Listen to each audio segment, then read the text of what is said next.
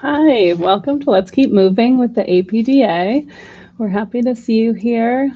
Please go ahead and introduce yourself in the chat. You can also use the chat today to ask questions.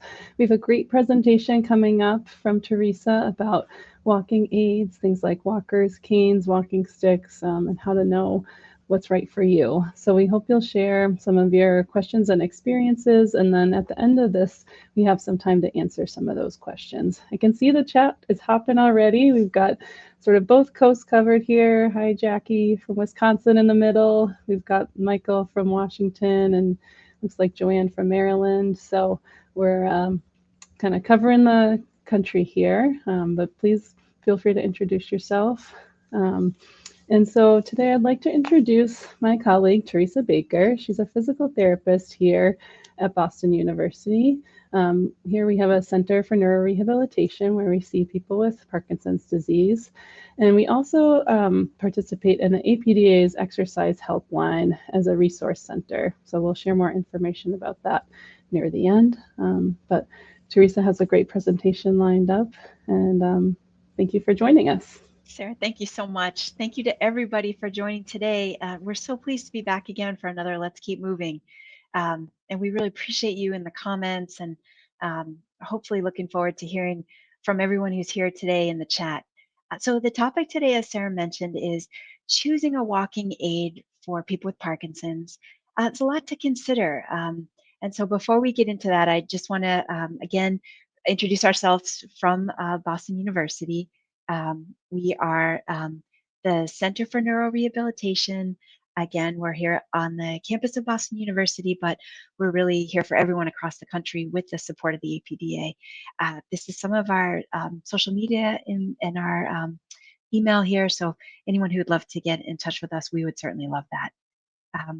By very brief way of kind of acknowledging that this presentation is a general advice to try to make it as applicable as possible to everyone, but it should not be considered individual medical advice. So please ask you to consult with your individual physical therapist or your physician for information that's really right for you. In the presentation today, this is what we hope to cover. How can a walking aid help people with Parkinson's? And then I'd like to share some examples of different styles of walking aids, and then cover different considerations when someone's selecting a walking aid. And it's a big question, and to know what's right for you, and just things to keep in mind. So before we continue much farther with the presentation, I do have a question for everyone who's here with us today. Have you ever used a walking aid that made a difference in your walking? And if so, would you share your experience in the chat? I'm really hoping that learn from each other. I'd be so grateful to learn kind of what you people here have already experienced, particularly what might have been working well for them. And so again, interested in, if for anyone who's here with us today, have you ever used a walking aid that made a difference in your walking? And while you might be working on sharing your responses to that, I'll keep going. But I know you know from our past seminars that we like to give the presentation, but then have plenty of time at the end for questions, and maybe we can see some of your comments at that point. Okay. So big picture question here. Why would someone with Parkinson use a walking aid? And what could be potentially some of the reasons a walking aid could help someone? Um, so these are some common considerations that we may see with people with Parkinson, recognizing not every concern may be relevant to everyone, but just to share some general issues people with Parkinson's experience that maybe could make sense to consider a walking aid. So this idea about decreased stability, feeling that it's more challenging to maintain balance, standing, moving, walking, and the reasons for that often are relate to people with Parkinson can have a more narrowed foot position, and the position that the feet take on the ground establish what we call our base of support. So the area around the feet on the ground are really the base. And to maintain balance, everyone has to keep their center of kind of their body aligned within the base. So if the base itself is more narrow, keeping the center aligned also becomes more challenging. And sometimes people with Parkinson's have a narrower base. Sometimes people with Parkinson's are also slower to take steps to kind of advance the base forward as walking is going. So this idea that people with Parkinson in general may have decreased stability becomes kind of the potentially number one reason why a walking aid could make sense. Posture is also a contributor as well. There is a tendency for people with Parkinson to be more forward in their posture, which brings the center of the body a little more forward into the base of support, and that becomes a little more challenging to keep that base, keep the center rather centered over the base. Um, there are some very Parkinson-specific considerations related to walking. Again, people with Parkinson have a tendency to take shorter, slower steps, which may also become more prevalent with movements such as turning, movements that require negotiation in different, um, say, narrowed-based environments or in distracting environments, become more difficult for people with Parkinson. Freezing of gait is a very specific consideration related to walking that, again, not everyone with Parkinson experience, but those that do often describe their movement as feeling like their feet are really glued to the floor, and it's very difficult to advance their feet, and that becomes a significant challenge for balance and movement. And that becomes a very definite example where a walking aid might have great assistance. Fatigue is another consideration. Sometimes people experience fatigue as walking is going on for longer distances, and that could be an example where a walking aid might be quite useful. Um, so how could a walking aid address some of these challenges that we just discussed? Again, a walking aid, because it's something that is uh, no matter what style walking aid we're talking about, it's something that touches the ground that the person who's using it is holding in their hands or both hands. And so effectively, the walking aid, as it touches the ground, becomes another element of the base of support. Effectively, the base now is the area around the person's feet and including the area that the walking aid is touching on the ground. So it widens the base and it makes it easier to keep the center of someone's body within the base. So it decreases the challenge of keeping that stability and keeping that balance. Again, because a walking aid is something that's used in the hands, it gives the person almost a tactile sense of the ground, and it may improve someone's confidence when they're able to kind of sense a little more about where the ground is. Um, the walking aid may also have an effect when it comes to that sort of forward posture. Again, the aids that we're talking about are things that are used in the hands. Again, they're in the front of the person. So having the sense that your arms can almost help against the walking aid, potentially come up to a taller position, or even cue the person to come a little more upright. Again, the walking aid may help potentially address some of those very Parkinson-specific challenges. If someone has improved stability, it may be easier for them to take a longer step or even to focus their mental attention on how their steps are if less of their attention is being devoted to just staying in an upright, balanced position. So the other thing that some walking aids have, as depending on the style we're talking about, is the ability to kind of reduce fatigue because of again, it's one more thing that supports someone as they're walking. And some of these aids that we'll get into in just a minute may also have a seat. And so as someone's going along and they need to take a break for a moment, there's something right there that they can sit on. So potentially some of these maybe ways that a walking aid could help might come up a little more as we go through a few of these sort of definitions of different walking aids. For the most part today, what we will be talking about is a pole, cane, walkers. So they're all different types that we'll discuss today.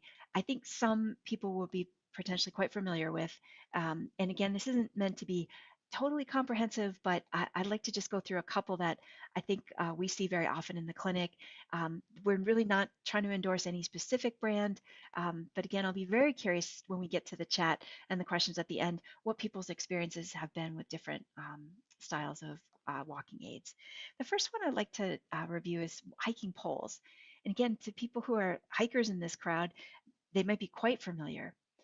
When we talk about pros, in the sense all I'm trying to highlight here is some of the advantages potentially of using that style of walking aid. And all the styles that we're talking about may not be right for everyone as an individual, but let's talk about them as kind of general concepts. So some advantages to hiking poles, they're very, very lightweight. Some people use one pole, some people use two. People who use two poles often feel like the hiking poles assist their natural arm swing as they're moving. Um, and that can also promote some better trunk movement and better step length.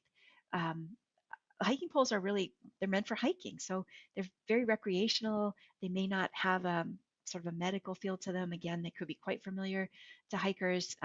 They have a different sort of position that the hand grip might take. So often the hand is gripping up a little higher than potentially some of the other devices we might get to. And so they could be the right thing, especially if someone is engaging in maybe outdoor or uneven um, terrain. There is a few considerations related to hiking poles. The bottom tip of the hiking pole, sometimes they are almost like a little bit of a dowel that work well if someone's outside in, say, the woods or in a soft grassy environment.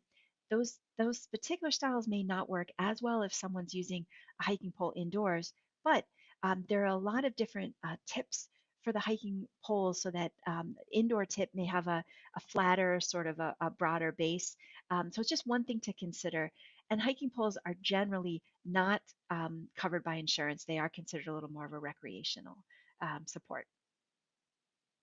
Um, Next style walking aid that, again, I think people probably are quite familiar with is a cane. And there's just two examples in the picture here. You can see they differ slightly in terms of the tip. So the one that's a little more on the left has a smaller tip, and that's one that is going to contact the floor nicely. It's very soft, and the landing is smooth. But that style cane doesn't always stay up by itself. Versus the cane that's on the right-hand side, it has kind of a tri base, so it's a little broader, it's a little wider base, and that may stay up a little bit more um, by itself. So again, the pros or the advantages of canes, there's so many different varieties of style. Again, they're very lightweight, some are foldable, very generally inexpensive. They may not be quite enough support if someone needs more of a moderate level of support. And the canes are usually used just in one hand. So for some people, that one side at a time may feel like it supports their walking. Some people may feel like it throws them off a little bit. But generally speaking, very available and could be the right thing depending on where the person is trying to walk and also what their goals of walking are. A walker is kind of the next walking aid I like to talk about. And again, potentially people are very, very familiar with this. The two that are on this particular slide that I'd love to share, and the one on the left-hand side, is the no-wheeled walker. So you can see potentially what I mean by that. All 4 points that contact the ground are tips. So there's no wheels in that first one. You can also see the walker by itself has a wider base in terms of the points of the ground that the walker touches. So that again gives more support to the person using it. The walker clearly is meant to be used with both hands on the walker. And so this first one, the no-wheeled walker, is something doesn't roll, so someone would pick it up and put it down. Potentially that may be the support someone needs, but it may also a little bit disrupt their flow of walking. So that might be right for someone, but other style walkers have more and more wheels to it. So the next kind of one I'll show on the right side, that's a front-wheeled walker, and you can see that the two connections in the front to the ground are wheels. Clearly, the two in the back are still posts. You may see some people put tennis balls on those rear posts or other sort of slides to decrease the friction. This style walker, the front wheel walker, would slide along the ground. So it's not something you would pick up and put down. You'd slide with it, but there will be a little friction from the back wheels. And again, that may present a little bit of a challenge with turning. However, yet again, it might be that someone needs this much support with turning. So as we keep going through the different devices, but again, I think what's going to come up is that there are some advantages and there's some considerations, and then really the challenge becomes what's the right style walking device for someone, and we'll get to that as we keep going. Um, these next style walkers, these are four-wheeled walkers. What I mean by that is that each point the walker connects with the ground is a wheel. So you can potentially see the woman in the orange shirt. The walker that she's using has four wheels. These walkers are quite maneuverable. So sometimes they're very mobile. They're a little easier with turning. These style walkers have brakes that you can set. So you can put the brake all the way down, and that stops the walker from rolling, which is a feature the other two walkers do not have. And again, these two walkers that are on the screen here each have a seat. So as someone is getting tired or potentially just needs a moment to sit down, you can set the brake, sit on the walker, and that is maybe what's right for the person who's trying to manage a longer walk. Um, the differences I want to illustrate here, the walker on the right-hand side is what we call an upright walker, or you might hear the word platform style walker.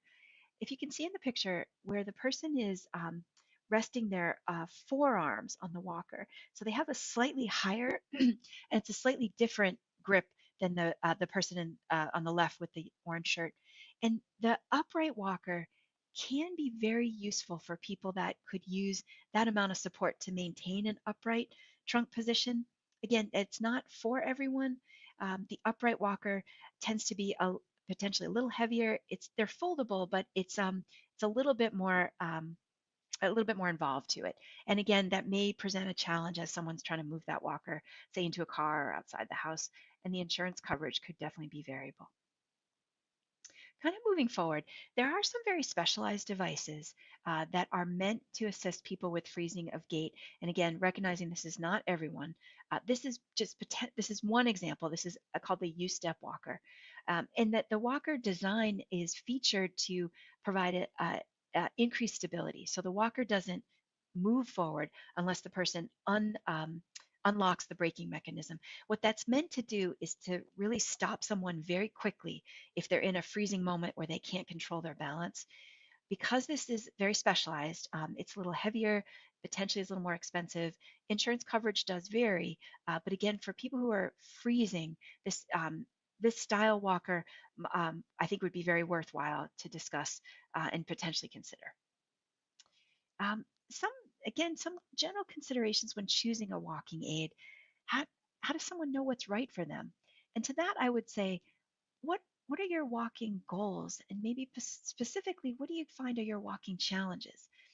If, for example, your goal is to be able to walk farther, to walk faster, potentially keep up with the family, you might consider a walking aid that is able to keep up the pace that you want. Maybe one of those style walkers that has the wheels to roll. Is your consideration more related to the quality of your walking? Potentially could say hiking poles give you that arm swing that you want and help the step length that you want. Again, are your goals related to confidence, to safety? All of this really plays a role in determining what might be the right style walking aid for someone. And I know here you see potentially what are the environmental considerations? Is it that you want to be outside in the park? Is it that you want to be able to get through the house safely and potentially say the house is very narrow? So there's a lot of things to consider, and each of those really go into the decision-making process. On that note, really what we would recommend is working with a physical therapist for your individual needs, for individual recommendations, and training with any particular walking aid. Again, it's not always possible, but the very best situation is if you're able to try a device with your physical therapist before you go out and purchase it. Again, to take into effect some of those considerations that we were just mentioning. Sometimes in physical therapy clinics, they have an equipment closet. It might be possible to try something really to see what works well for you. So that is definitely by far the most sort of the best case scenario. Or if there is, say, someone that has a walker in the family that can lend it to you. Maybe you could take that walker into your physical therapy appointment and work together with your therapist. Um, but on that note, as you may know from some of our other broadcasts, we are here at Boston University, but again, we're really here for anyone across the country through the support of the APDA. We have a toll-free helpline that you can see the number up there. Our email address is rehab@bu.edu. And what we'd love to do is be able to take your questions and really help connect you with physical therapists in your particular area. If using a walking aid is something you think may help you, having a physical therapist evaluation and working together to determine what's right for you is really the best way. So we're very happy to take questions from anyone at our helpline. But what that really brings me to today is wondering if Sara can join us again, because we'd love to take your questions about the topic today. I'd be so curious to hear what other people have tried with different walking aids, what your experience has been. So we'd love to hear from everyone in the audience.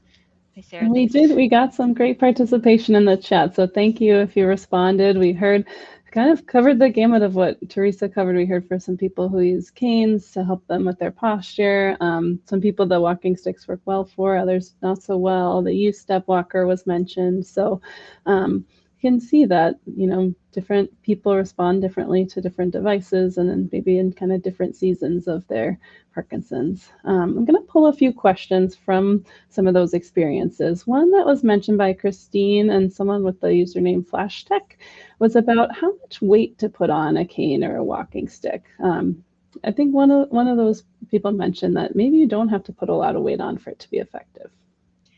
That's a wonderful point. Thank you both for those questions, and that's exactly right. That the I think the benefit of these walking devices is that they do broaden the base of support, and you don't need a lot of pressure for that. The walking aid is going to contact the ground, no question about that. But just by virtue of touching the ground, makes it a little easier for someone to balance. And again, it doesn't require so much force through the arm, but just the connection with the ground is what makes what really gives the best advantage. Now, for some people, they may be trying different devices and almost feeling like they must push a little harder through the ground. And so if that's the case, then potentially trying a device that where both hands might be involved, say a walker or maybe two hiking poles, it might be worth a while to experiment with that. But it's a well-made point. You don't often need so much pressure through a walking aid to get the benefit. Absolutely.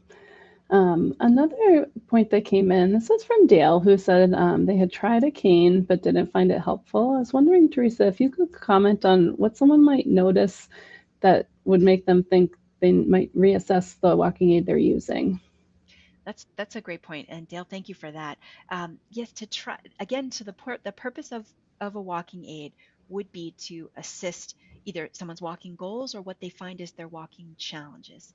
So if someone is trying a walking aid and they don't really think it makes a difference, that I'd be curious to question in the sense of didn't feel perhaps like it was helping anyone with their balance, wasn't helping them take the steps that they wanted.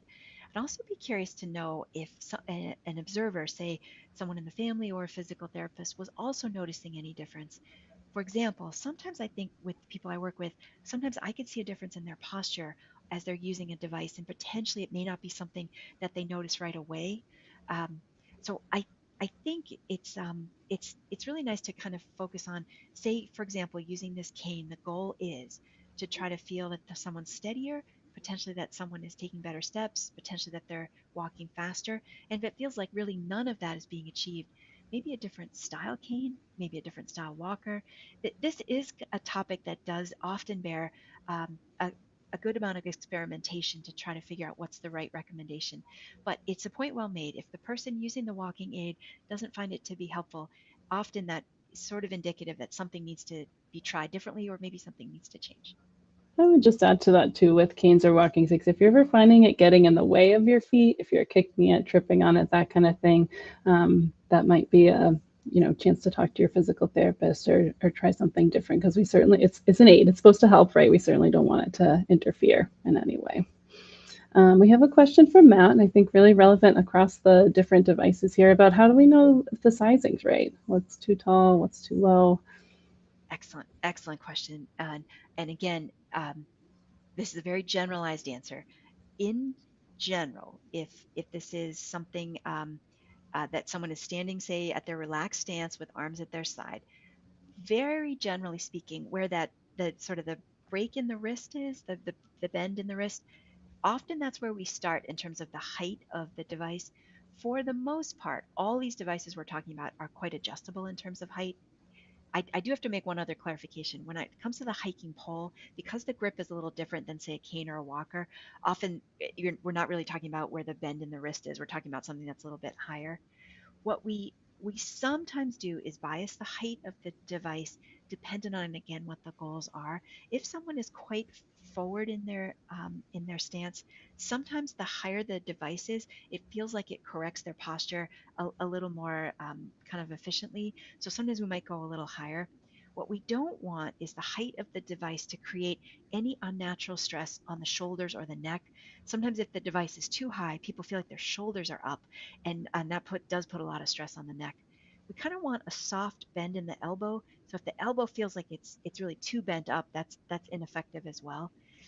It does sometimes also depend on the person who's using it. Sometimes what potentially we as the therapist may think is an optimal height, they may feel like it's just too low, or they can't get the benefit out of it. So it does take some experimentation, recognizing that because these devices are adjustable, they're meant for this kind of thing, to try to play around with it a little. Absolutely. I think we probably have time for one more quick question here. We have a question from Ken, who sounds like he's speaking up for his mother and talking about, for someone who uses maybe a rollator or something outdoors but has more narrow spaces indoors, or even someone in their own house might use a rollator around the kitchen but has a small bathroom. Any suggestions? That's a great point. And I really appreciate this. Thank you, Ken. That sometimes the device is more applicable outside versus inside, where, again, there is a little bit more of a challenge in terms of room or space. For some of these style rolling walkers, there was one style I didn't really show. There's one that has 3 wheels, so sometimes that is a little more narrow in the front and sometimes a little more maneuverable in the house. However, um, and there are other style rolling walkers where the front panel can kind of collapse a little bit to very purposely get around more narrowed spaces at home. Again, the point about feeling like the cane doesn't potentially feel as stable, I do recognize that, because the cane in and of itself doesn't provide as much stability as a walker. So a smaller wheeled walker, just as you said, I I think think that, quick trick too, the front yeah, wheel walkers, often you can turn the wheels in, like you can point the wheels in rather than out. It gets you, an extra inch or two. just to get through that That can be doorway, yeah, or the helpful. bathroom. Yeah, very much. But But it does seem like maybe a smaller wheeled walker in this particular case might be beneficial. sure. Well, Teresa, thank you so much. This was so helpful, and you did a great job. There's so much out there, and I hope this just provides some ideas and some inspiration. And I want to say thank you to all of our attendees today. We really appreciate all of your input, and I'm sorry we couldn't answer everyone's question, but we're happy to answer if you reach out to us on the exercise helpline, if you have any follow-up questions or anything like that. And we really also would like to put a plug in and recommend, if you're considering a different device, to connect with a physical therapist near you. Thank you so much, Teresa. Thank you, Sarah, and thank you so much to everyone who is here. We appreciate it so much. All right, we hope you'll join us again soon.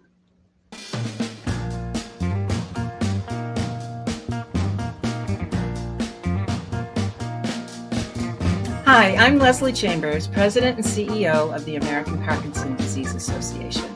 Thank you so much for joining us today on our program. Every day, APDA is committed to providing helpful programs just like this one, as well as a wide variety of support groups, exercise classes, and educational programs to support the Parkinson's disease community. Whether online or in person, APDA is here for you every step of the way. You can find all of our upcoming virtual events on our website at apdaparkinson.org/events. We keep you posted on our social media channels as well, so make sure you follow us there.